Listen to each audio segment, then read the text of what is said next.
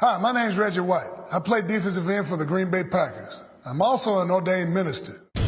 Reggie White was both an unholy terror and a servant of God. On Sundays, his sermons were always the same: sack the quarterback and win the game. Reggie White gets him. People, when they play next to him and on our defense, just believe in their mind that we're better. You look at the great defensive ends. You start out with a Deacon Jones, a Doug Atkins, but Reggie took it to the next level.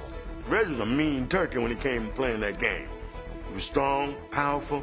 He played for the right teams. He made some of the great decisions that allowed him to enhance his career and move into another level. The Minister of Defense sought the counsel of a higher power when he departed Philadelphia as a free agent in 1993. Packer coach Mike Holmgren reached him first.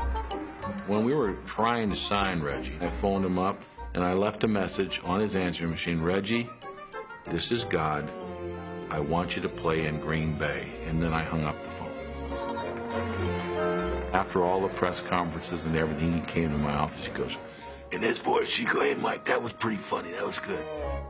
White's own sense of humor helped the devout Christian become a welcome member of Green Bay's frat boy locker room.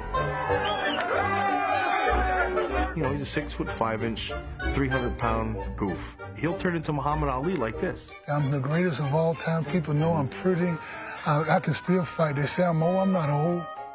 When we got in the locker room, it was joking. Reggie never said a curse word, but if you had a joke and it had curse words in it or it was a little dirty, he would listen and laugh. I would joke with him sometimes. I'd say, well, what does it say in that book about Jesus? You know, talking about Jesus, like that. You know, he's like, all right, Desmond, I'm going to get them guys to stop blocking them flyers out there on the wing if you keep it up. No, about Jesus, you know his name was Jesus.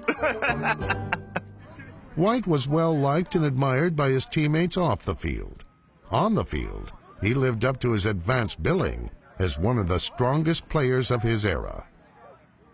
We were in practice one day in training camp, and one of our young offensive linemen was actually in his first year. You know, it was one of those, I'm going to go into camp, and I'm going to show everyone that just because Reggie White's over there, you know, I'm not going to be scared of him.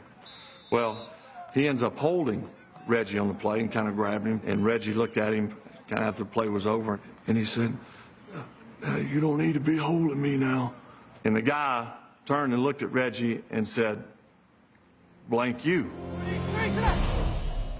Next play, Reggie just collapsed the whole side of the line, crushing him. And after that particular play, he looked at the lineman and he said, God loves you. By 1996, the only thing missing from the Hall of Famer's career was a world championship. He was on a hunt for the Super Bowl trophy.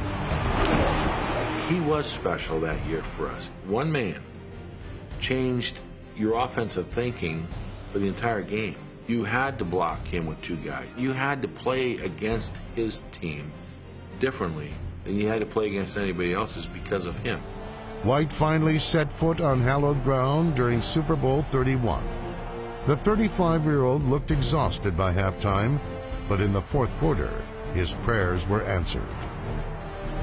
Reggie always had a great awareness of who he was and where he was. He goes, okay, now is my time. The great ones, they always can dig down deep and pull something out of nowhere when they need it, and that's exactly what Reggie White did. And here goes Bledsoe back. Here they come. They got him again. Back in the 20. Hello, Reggie. Third down for Drew Bledsoe. Here's Drew straight back in the pocket. Here they come again. Reggie got him again. Oh, my goodness. What a way to end it. Great series by Reggie White. White finished with a record 3 sacks and held aloft pro football's holy grail. The Vince Lombardi Trophy is coming home where it started. I wanted to hold that up not only for, you know, us having the opportunity to win and me finally being on the team to win one, but to let them know, hey, you guys are the original champions and you deserve it just as much as we do. Look at this celebration. Oh, man, is this good? Is this heaven or what? While White retired as the NFL's all-time sack leader, numbers alone don't illustrate the impact he had on Green Bay. you'll hear the words, he was a great football player, he's even a better human being. Whenever you say that, you should start with Reggie White, and then everyone else kind of fits in someplace. When I think of Reggie White,